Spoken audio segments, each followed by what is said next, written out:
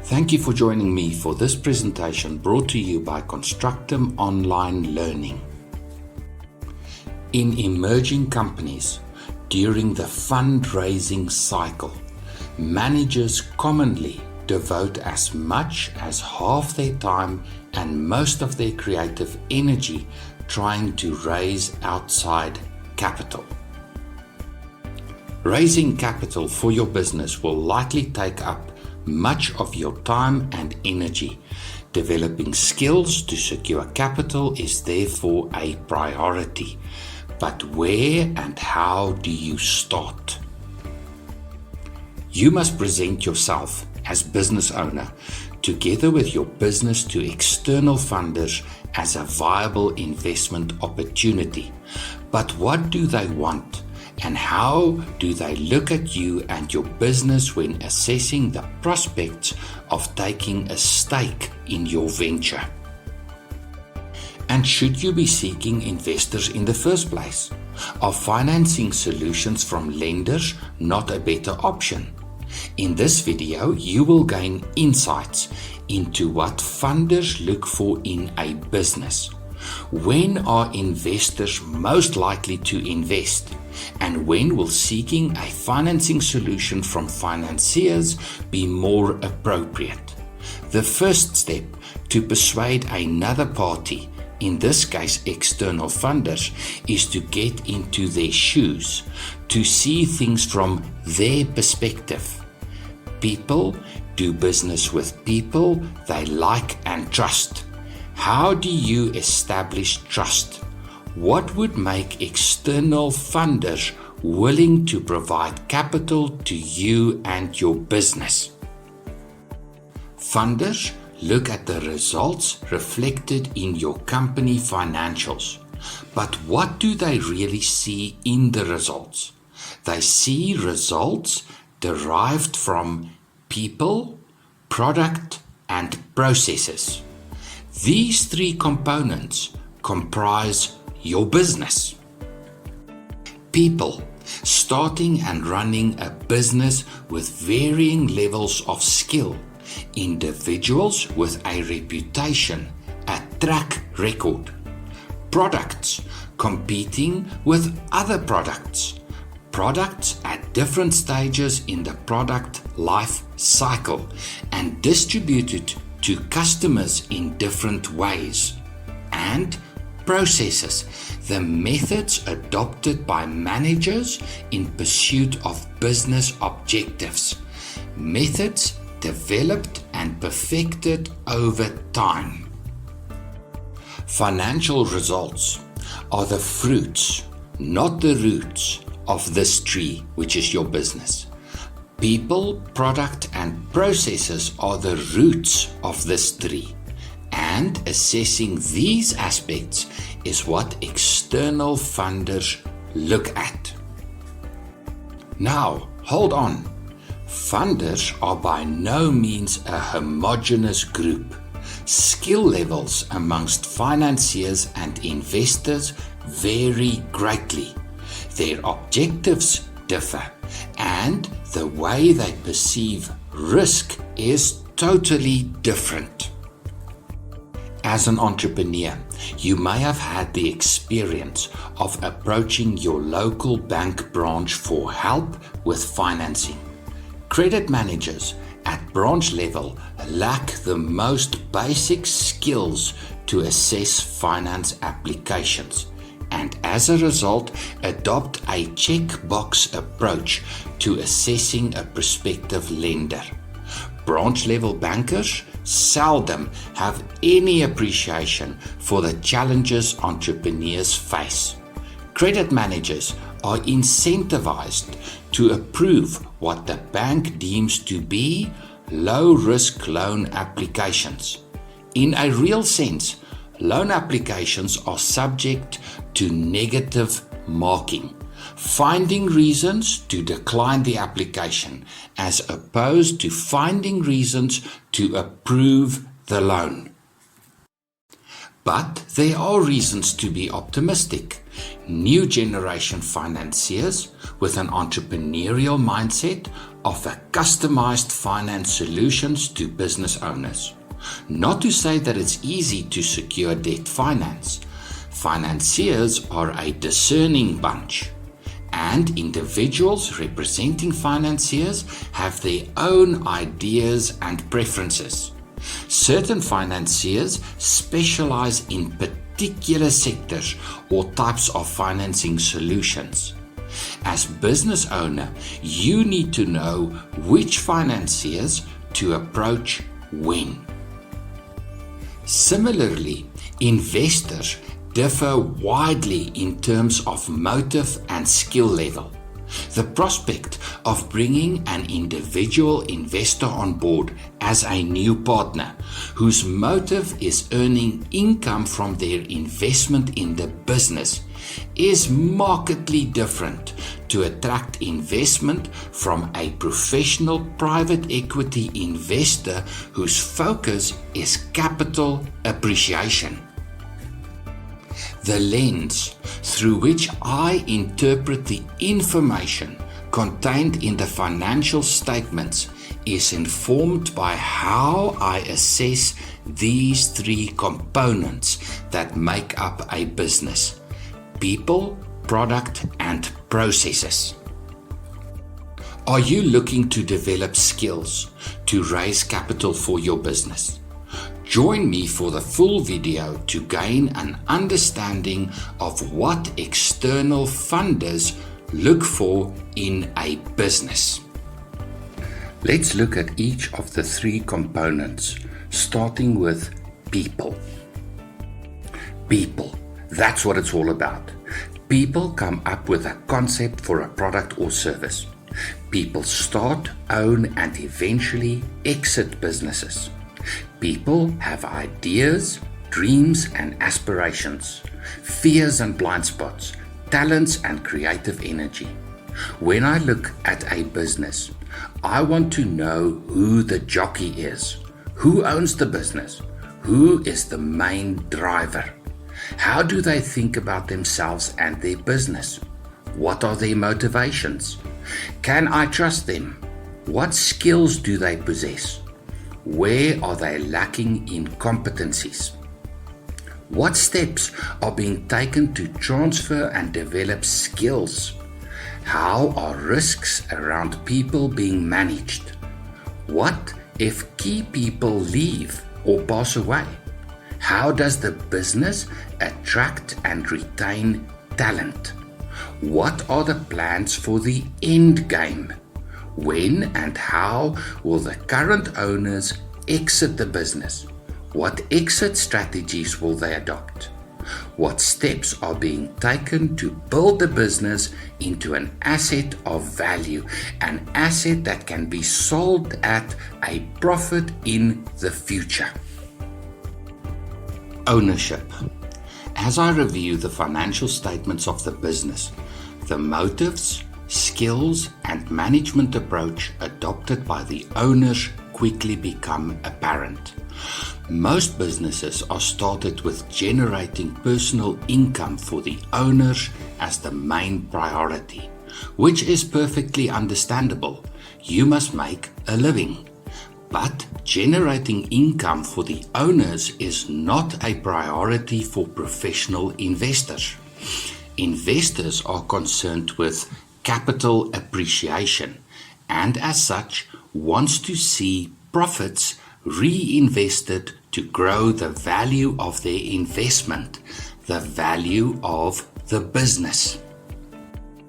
So, if a business owner seeks external investors but prioritize generating personal income, we're headed for difficulties. Such a business is simply not ready for an external investor. Priorities are not aligned. A business that retains and reinvests profits for growth is the type of business investors are interested in. What to do with retained earnings is up to the owners of the business. But make no mistake, external investors take note of the decision. Financiers, on the other hand, are less interested in the ownership of the business and more concerned with the proven capacity of the business to generate sales, convert sales into revenue, and manage cash flow in such a way that the business can service the debt obligation. Financiers are only interested in business ownership insofar as it relates to capital security. Financiers seek to mitigate risk by way of a bond over assets that serve as collateral. Investors seek capital appreciation, whereas financiers seek capital security. Warren Buffett of Berkshire Hathaway famously has the habit of walking through the parking lot of businesses he visits before going inside for the meeting to see what cars the directors drive. That's a typical investor stunt. Financiers never do that. Have you been to the parking lot of large corporate bankers lately? What's parked inside reflect their priorities also. Financiers and investors are two very different animals. The objectives of the owner must align with the objectives of the funder. Reputation. Pundits betting at the horse races bet on both the jockey and the horse. Funders assess the trustworthiness of the business owner, the jockey. Trustworthiness is a function of both character and competence. The results contained in your financial statements, your personal financial credit history, and how you manage your own money, your reputation with suppliers, service providers, customers, and the authorities are all factors that informs the views external funders develop of you as the business owner. It's standard operating procedure for funders to obtain a report from credit agencies reflecting the credit history of business owners. Increasingly, funders demand sight of documentation reflecting the conduct of directors in respect to their personal tax affairs. Funders commonly approach suppliers and customers for information about applicants. Do you keep your promises? Do you meet your financial obligations on time and in full? Investors may insist on interviews with your staff to assess their competencies, but also to gain understanding of the culture that exists in the business and how people are treated. Character and competency are two sides of the same coin. So which of the two sides of the coin carries more weight? If Elon Musk, founder of SpaceX, Tesla, and a number of other companies, announced the launch of a new entity, investors will take note. Musk has a strong reputation for building winning businesses. People trust his ethics as well as his expertise.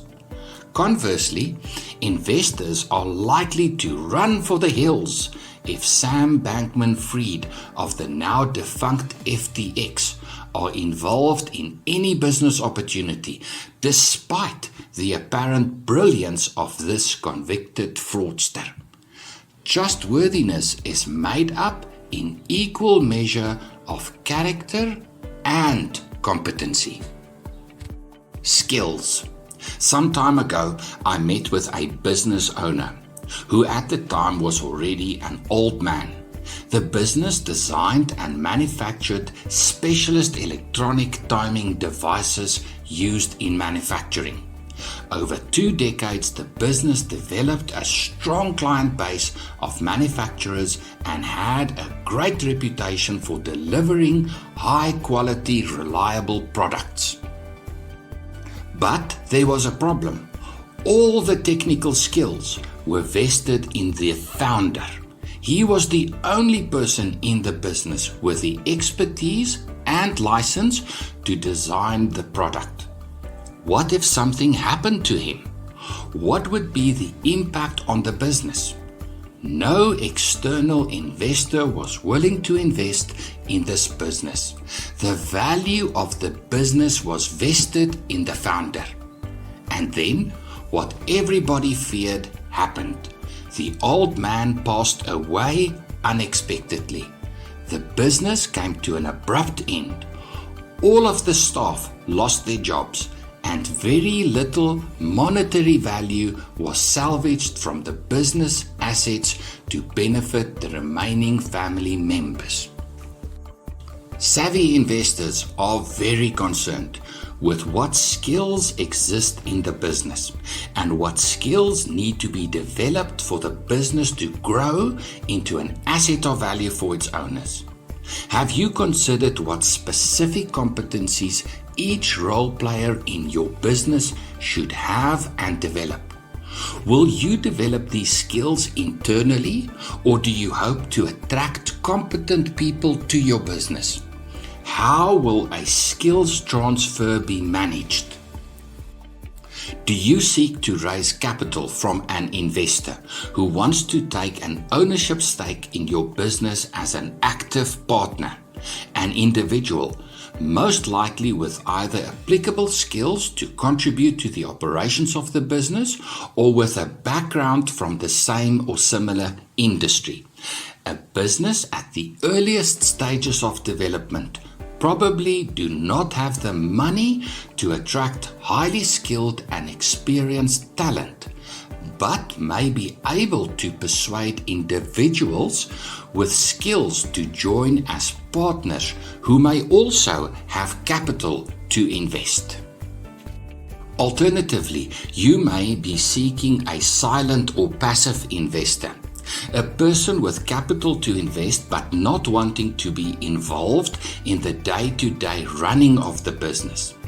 This type of investor may range from recently retired or retrenched individuals to highly skilled professionals.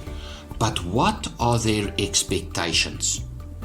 An amateur investor with no skills to contribute can become a real hindrance and often come from an employment background where they were used to a predictable, regular income.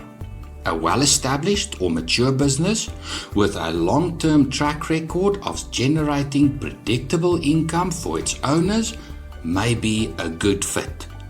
But what if things go awry and you are not able to meet their income expectations?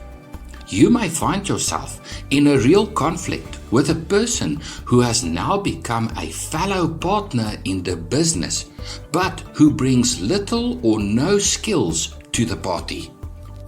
A professional investor representing a private equity firm is a totally different kettle of fish. Securing capital from a professional investor with a good reputation can benefit your business in other ways also. Often, these individuals have a well-developed network of contacts in the industry to open doors currently shut to you. Professional investors are also often highly skilled and may have access to skills currently out of reach to you.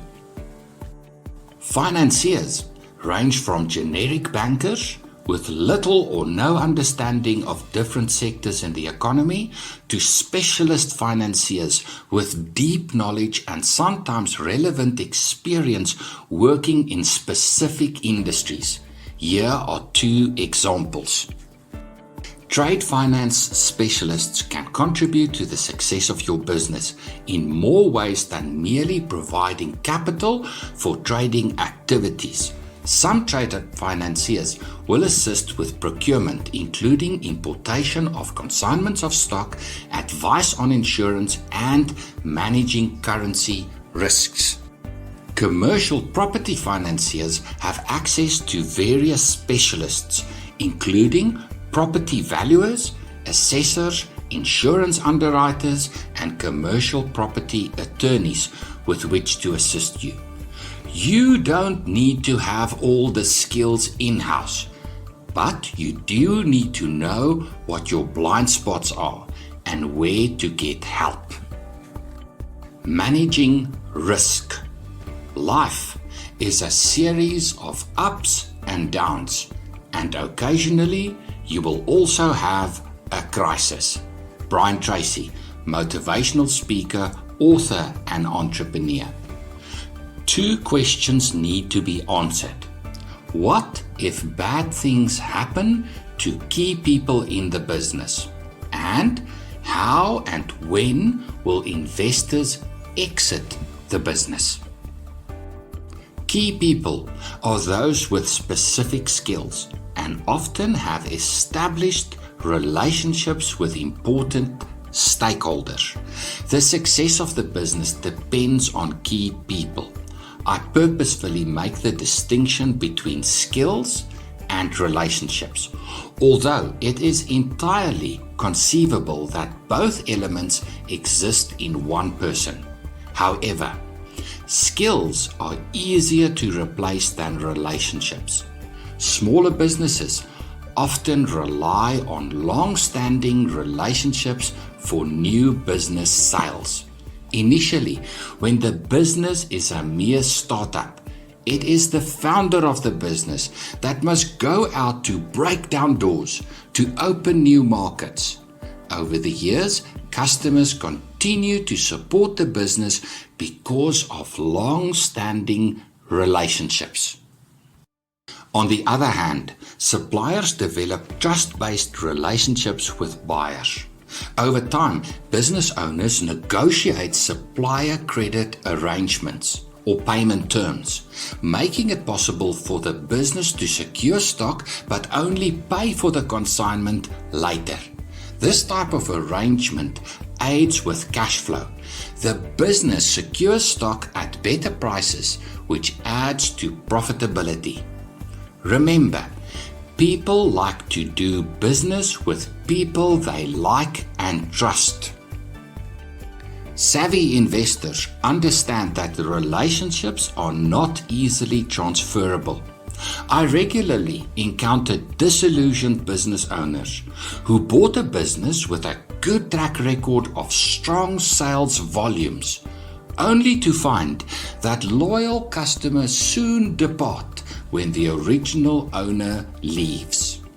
What steps are you taking to hand over relationships to employees or new partners?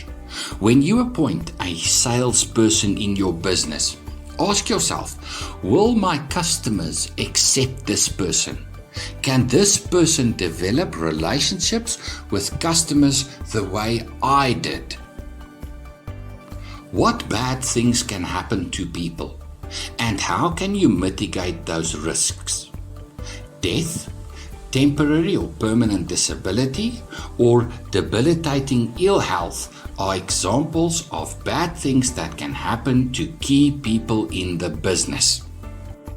A buy and sell agreement amongst business owners, underwritten by insurance contracts, is an effective way of mitigating risk.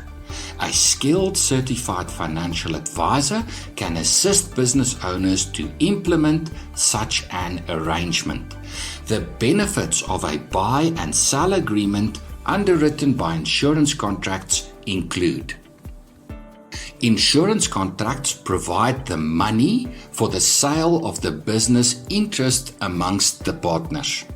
The value of the equity stake of business partners are agreed upon at inception of the agreement, or a method for determining the value of the business interests are agreed upon, removing uncertainty from the equation. The family of the deceased or the disabled or sick business partner gains access to capital with which to deal with a crisis. The business can continue to operate with limited impact on its operations, protecting the business and its investors. and a buy and sell agreement can make provision for outstanding shareholder loans.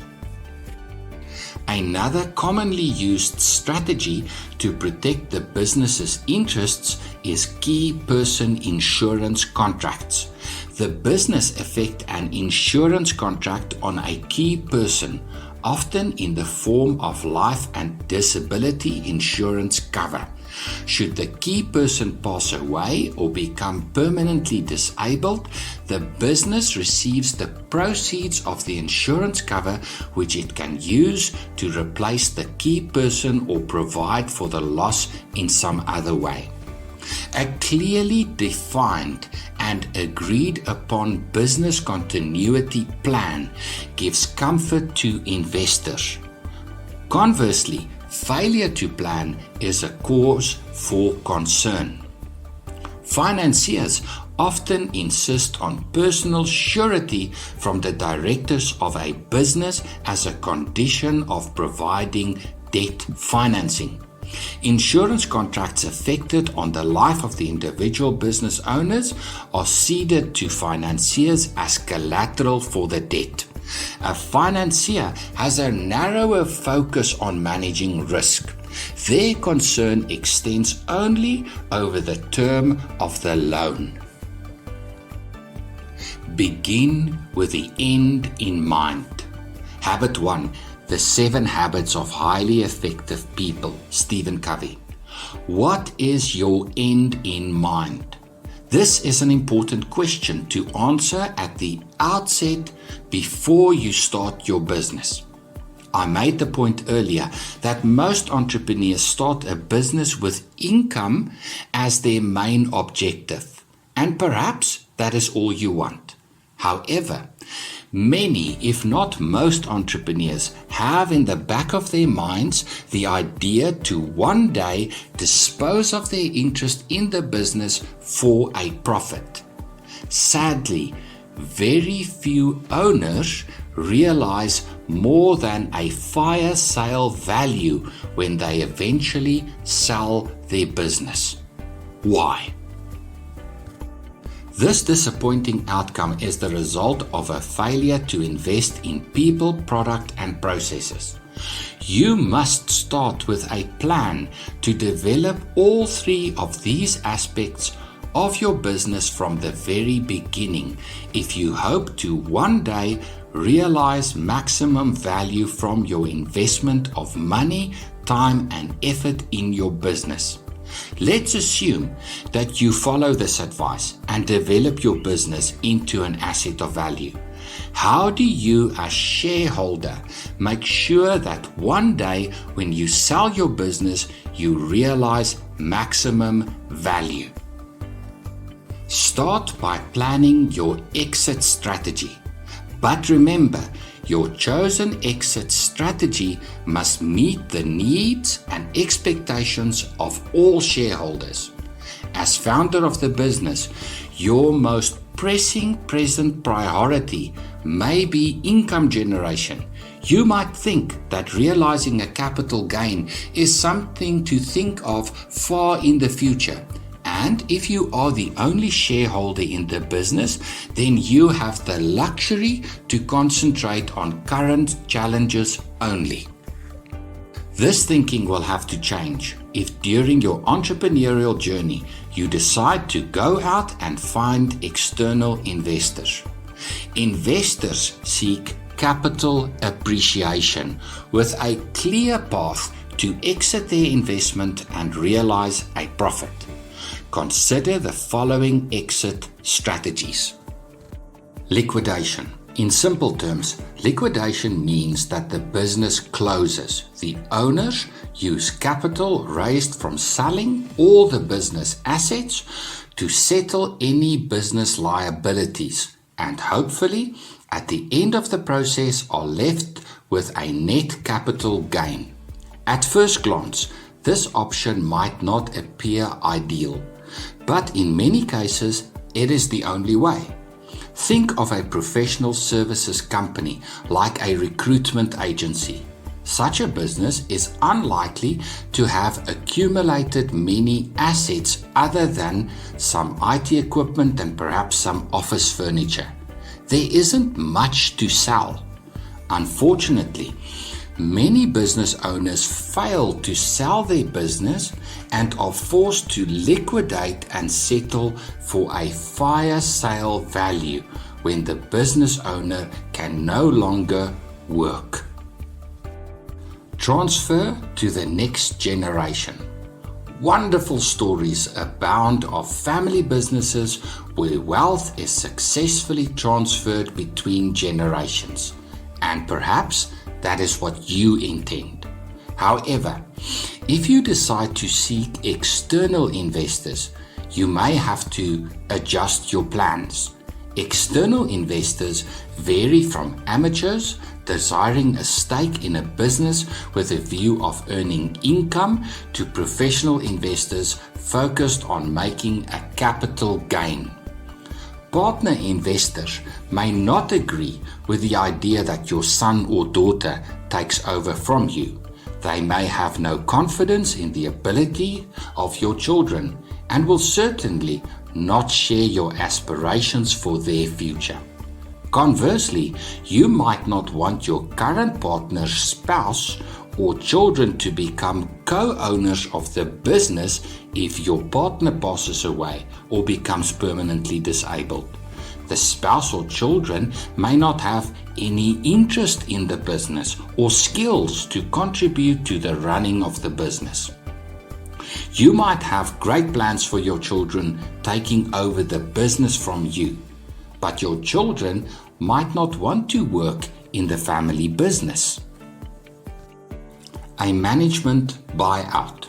A management buyout might be a good option if the owner of the business has, over the course of the life of the business, invested in developing a strong management team of entrepreneurially minded individuals. What makes this option attractive is that the investor's exit can be planned for over an extended period. The current owner has time to carefully select and groom individuals to take over key responsibilities. Selected individuals with an entrepreneurial mindset may be persuaded to stay with a business even if competitors in the industry attempt to lure them away with lucrative remuneration offers. A management buyout can be financed through a loan from an external financier or a loan arrangement between the current owner and the management team. A merger. Two industry competitors may decide to merge their operations. Sometimes two competing businesses have different strengths, which put together may result in a super competitive business. Your business may have the sole distributor license for an in-demand product, whereas your competitor may have a very well-developed distribution network. By merging the businesses, the strengths of each operation can work together to increase sales and hopefully profits. A merger might be an opportunity for one of the business owners to exit. The mechanism to finance the exit may vary from an outright sale, where the one business owner buys the interest of the other owner outright, to a sale financed by way of a loan from an external financier. A sale. Very few small businesses are sold outright, and fewer still for a profit. But it is entirely possible to sell your interest in the business to another party. My experience of owners attempting to sell their business has not been great. Often, the owners of the business wait until they reach retirement age before making plans to sell. When reviewing the financial statements of the business, I often find that no clear financial separation between owner and business has been achieved. personal expenses are run through the business bank account. From an operational perspective also, the business remains dependent on the continued involvement of the owner. Very limited skills transfer has taken place, and the most important customer and supplier relationships are deeply vested in the owner. This is not how you build an asset of value. If you aim at selling your business in the future, then you must start today to build your business into an asset that another party will value and pay for.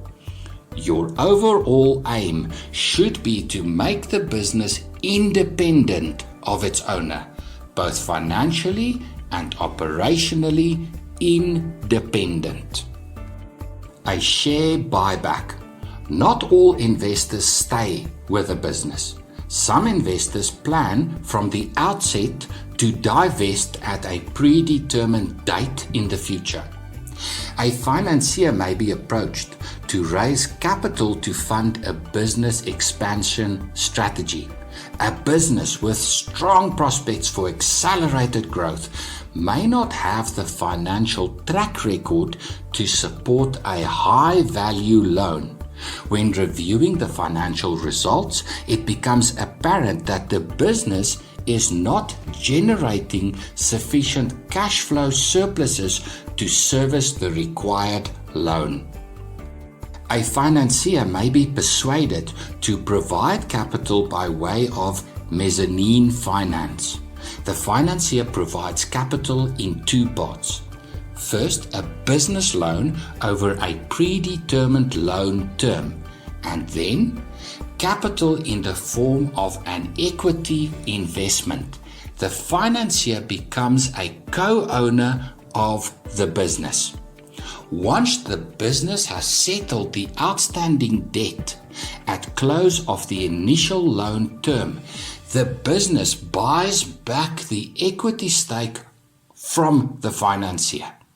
This buyback may be in the form of an outright purchase of the business interest from the financier, or may be financed by the financier as a second business loan.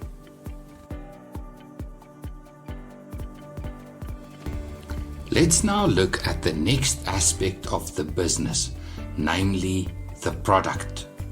The products or services of the business is what defines it.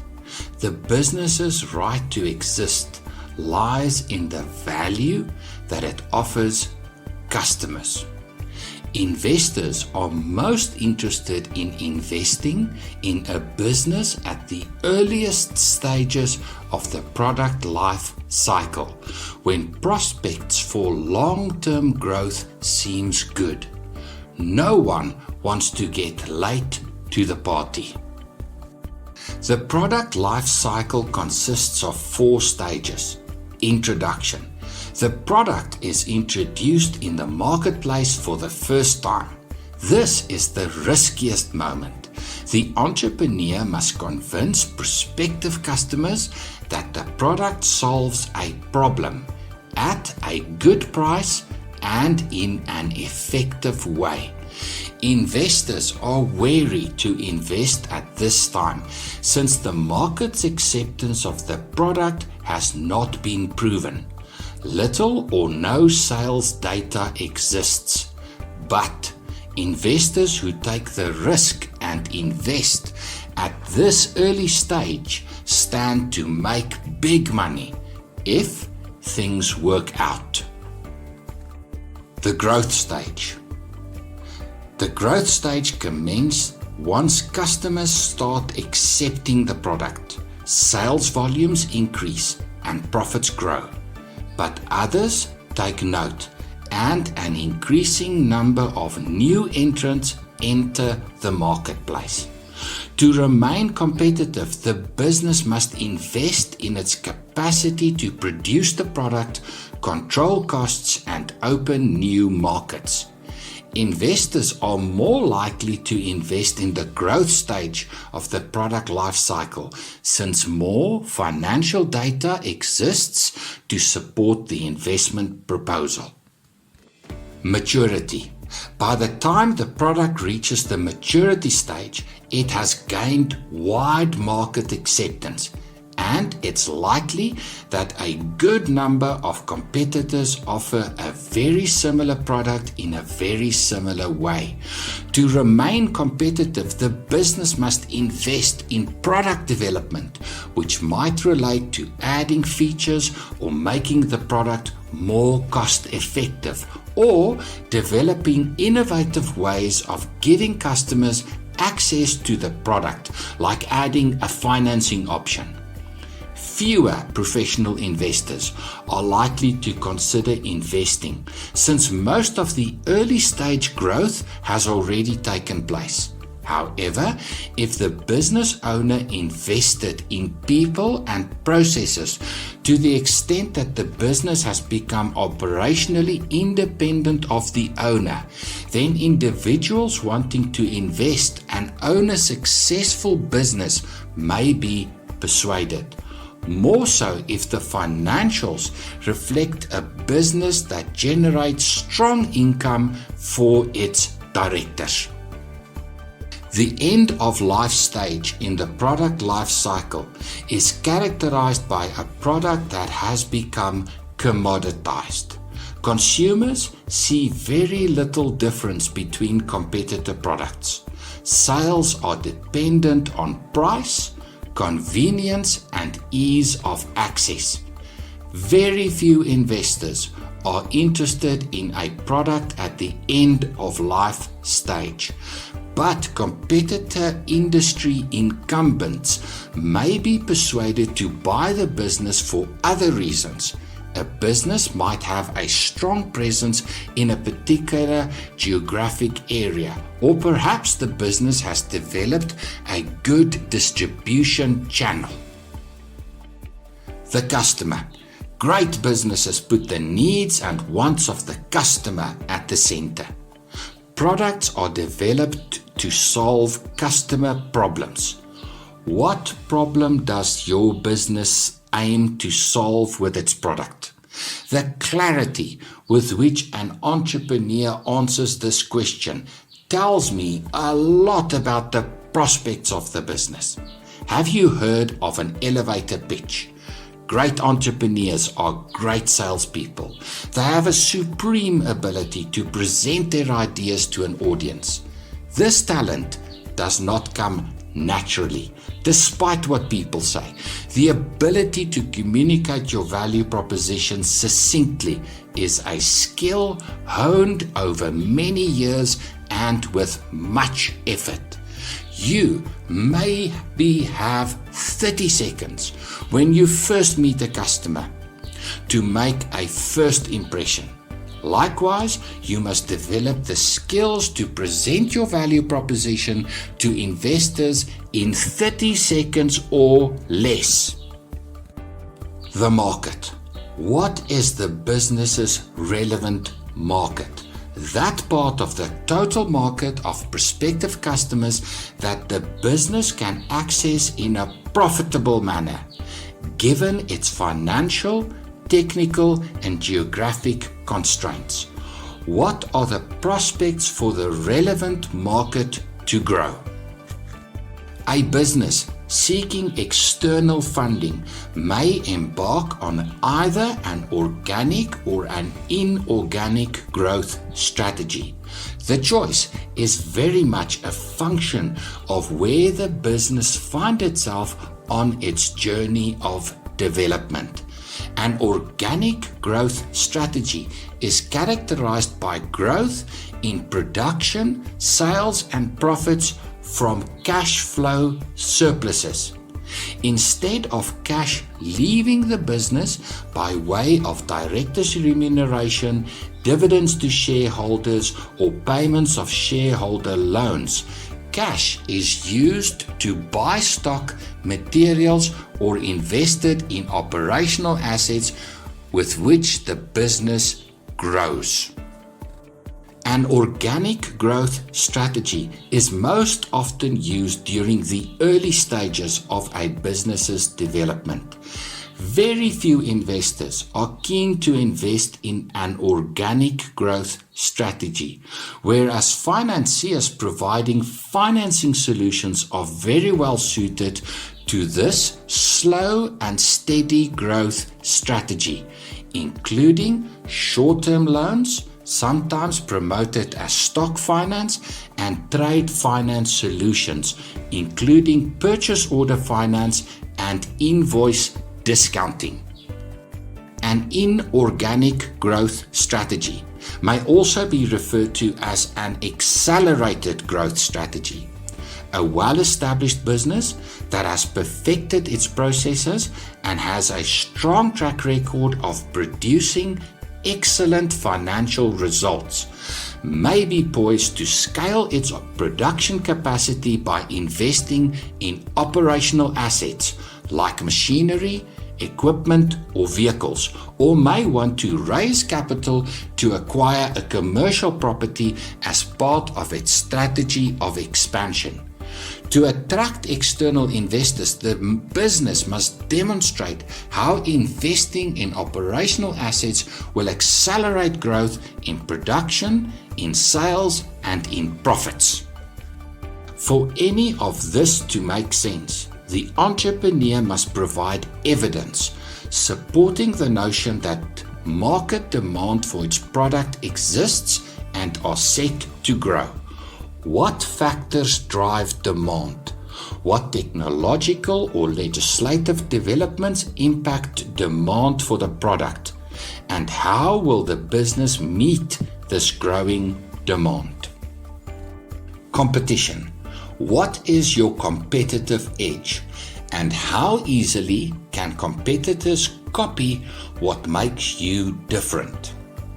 Earlier, I referred to the case of a former client whose business designed and manufactured electronic timing devices for the manufacturing industry. His competitive edge was a deep understanding of the manufacturer's needs, which enabled him to develop customized devices. This knowledge is not easily replicated. Another business may have the sole distribution rights for a product in a particular geographic area. This type of distribution agreement affords the business a competitive advantage over the medium term only. I recently had conversations with the director of a large business who is about to lose their sole distribution rights to a product. They are now in trouble. You may have a strong distribution network which gives you access to a large market. Established relationships with retailers may allow you to secure prime real estate on the shelves of retail shops. Access to manufacturing capacity may allow a business to produce products at lower costs than its competitors. Building large manufacturing facilities require big capital investment and are not easily replicated. A business might have a reputation of designing bespoke products aimed at meeting the preferences of discerning customers.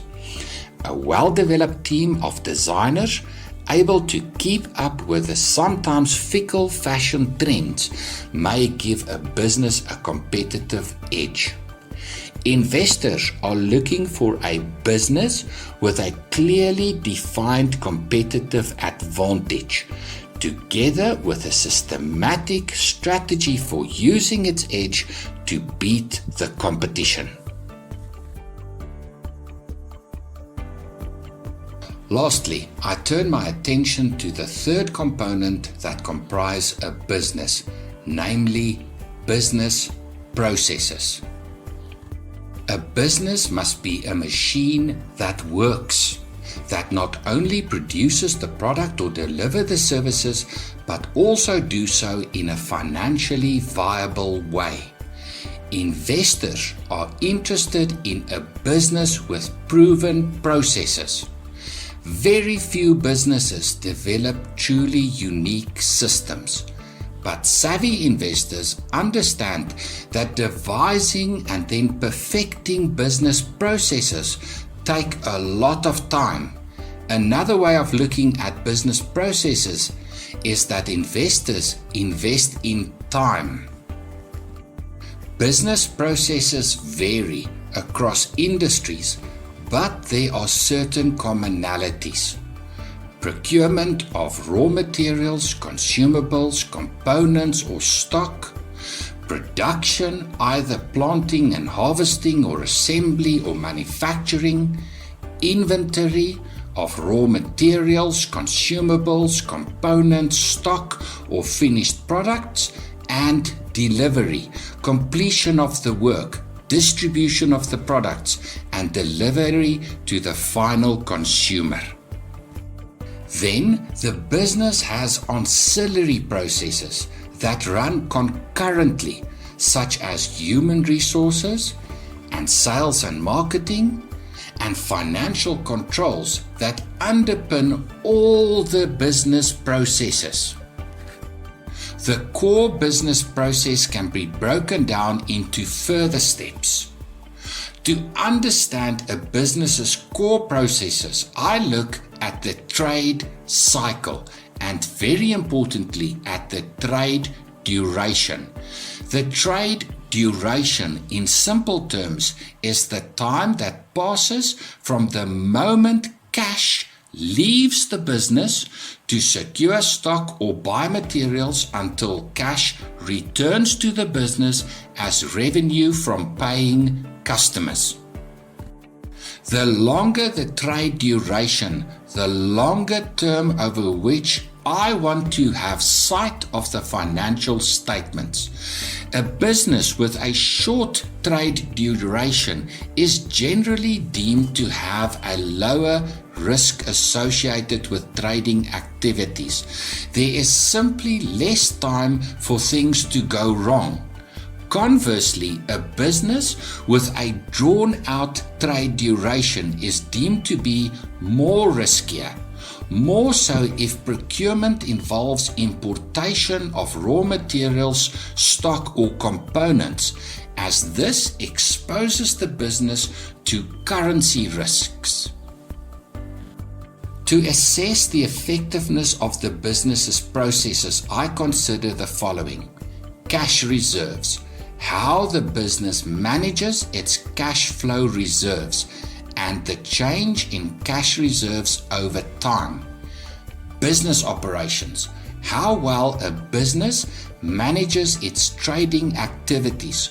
What does cost of sales comprise of, and how well are these costs managed over time? What are the risks implicit in the trading activities? How good is the business at collecting sales revenue? How does the business finance overheads? Investing activities. How effectively does the business invest in operational or fixed assets and investments? Financing activities. How does the business raise capital? To what extent is trading activities dependent on debt financing? What is the cost of financing? How indebted is the business? What does the business do with surplus cash reserves? All of which I can assess by looking at the information provided in the financial statements of the business. Of all the financial statements, the cash flow statement is the most important to assess the competency of the business owners to effectively manage the trade cycle. Cash reserves. The cash flow statement starts and ends with cash reserves, opening and closing balances. How this figure change over time reflect the ability of the owners of the business to manage cash flow. Has the business maintained a positive cash position over the term? Or did the business need a bailout from investors or financiers to fund cash flow needs? Closely related to cash reserves is the relationship between current assets and current liabilities as reflected in the statement of financial position, also called the balance sheet. Current assets are assets that are either cash or cash equivalents, assets that can be converted into cash within the reporting period and are most commonly made up of cash on hand, cash in the bank, outstanding debtors, and inventory.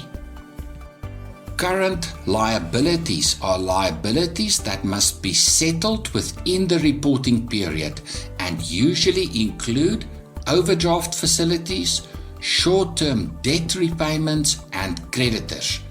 A ratio of 2 current assets for every 1 current liability is deemed acceptable.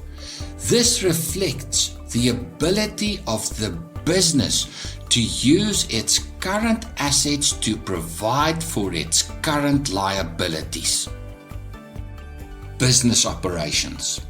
This is where I see the financial results derived from the business's core processes. How well does the business fund its overheads? A good business manager funds its overheads from cash flow. Alarm bells ring when it becomes apparent from the financial statements that a business intermittently needs external funding for overheads. Neither investors nor financiers have much of an appetite for funding overheads. How lean is the business? What proportion of total expenses is made up of overheads, including salaries, rent to a landlord, utilities, IT costs, and insurances? Then, very importantly, I consider the profitability of trading activities, the buying and selling of goods. I look at the gross profit margin. This ratio reflects the profitability of trading activities, the relationship between cost of sales and sales revenue. Improvements in the gross profit margin over time is an indication that the business is becoming more profitable. The gross profit margin is of particular importance to financiers providing trade finance solutions. Finance solutions to fund trading activities including stock finance, purchase order finance, and invoice discounting. Financiers wants to see that the trade promises sufficient gross profit to accommodate financing costs. What comprise cost of sales? How is this figure made up?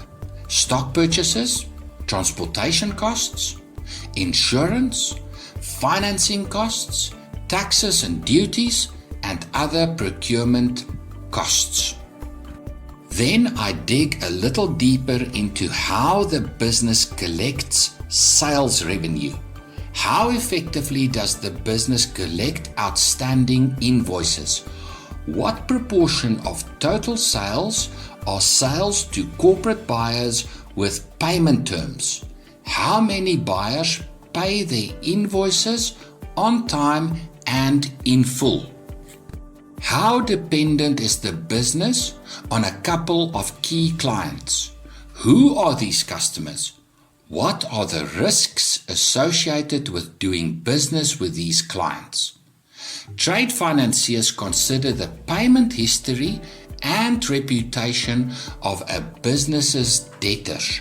Large blue chip companies, that is listed entities, are required to make their financial statements available to the public on an annual basis. Financiers can review this information to evaluate the credibility of large buyers.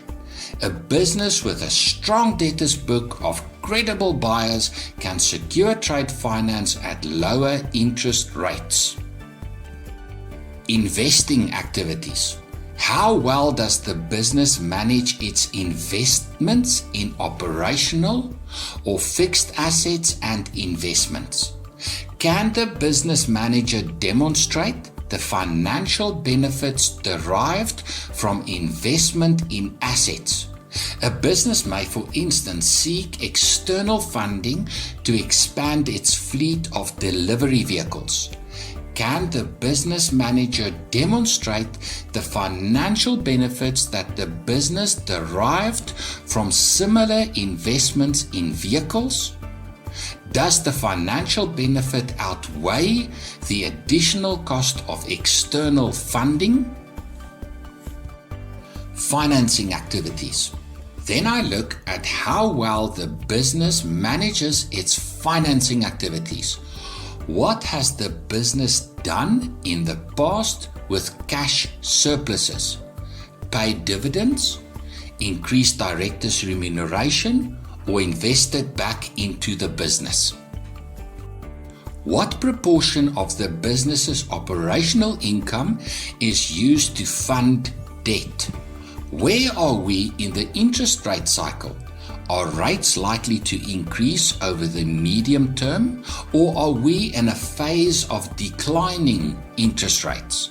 And if interest rates rise by 1, 2, or 3 percentage points, will this business remain profitable?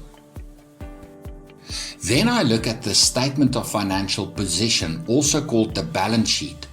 What about long-term liabilities? How much debt does the business have in relation to its assets? For a business to remain a going concern, its assets must exceed its liabilities.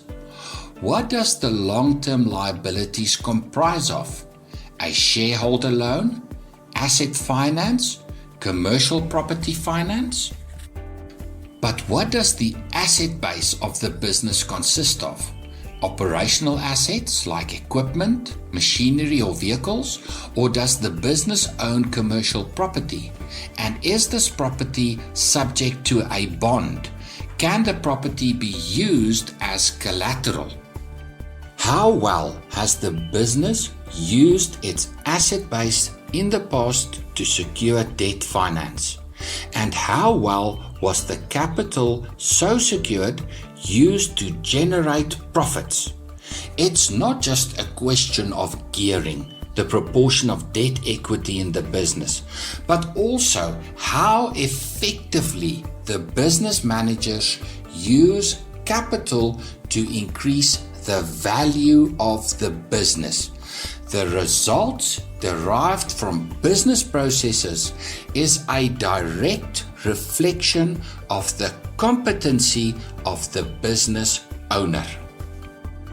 In this video, I aimed to give you some insights into how external parties look at a business.